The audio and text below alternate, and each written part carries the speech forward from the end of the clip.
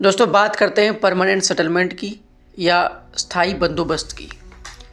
सबसे पहले इम्पॉर्टेंट बात यह है कि ब्रिटिश शासन के 20% भाग पर ये लागू था। 20% भूभाग पर ये लागू था जो है। इसके कई सारे नाम हैं। इसे स्थायी बंदोबस्त भी कहते हैं, जमींदारी बंदोबस्त, मालगुजारी भी इसे कहते हैं, इस्तेमारी व्यवस्था, विश्वेदारी व्यवस्था, ये सारे इसी के नाम हैं। 1793 में इसकी शुरुआत की गई थी लॉर्ड कॉर्नवालिस के द्वारा जॉन शोर और ग्रैंट की अनुशंसा पर। ये कैसी व्यवस्था थी?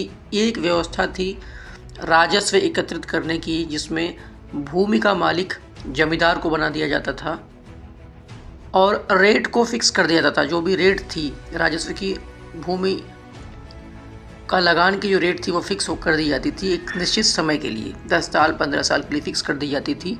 इसमें जो भूमि का मालिक हो गया है, वो जमींदार हो गया है, वो क्या करेगा, किसानों से जो भी टैक्स होगा, जो भी राजस्व होगा, उसको वसूलेगा। उसको वसूल करके ये क्या करेगा, अंग्रेज़ों को सौंप देगा। यानी कि 11% जमींदार का होता था और 89% अंग्रेज़ों का होता था।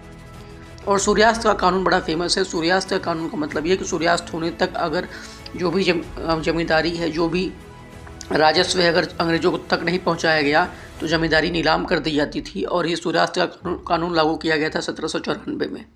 ये बहुत ही शर्मनाक कानून था। इसमें कई जमींदारों की नीलामी कर दी जाती थी, उनकी जमींदारी छीन ली जाती थी और किसी और को सौंप दी जाती थी। ये उनके लिए एक बहुत शर्मनाक बात थी जो है, ठीक है ना, उनके लिए शर्म की बात होती थी। इसीलिए कई सारे जमींदार भी बाद में नाराज़ हो गए थे इनसे जो है। तो बंगाल में ये लागू किया गया था। हालांकि शुरुआत में ठीक ठाक चल रहा था, लेकिन खेतों की हालत ख़राब हो गई थी, किसान बेहाल हो गए थे और ज़मींदार मालामाल हो गए थे।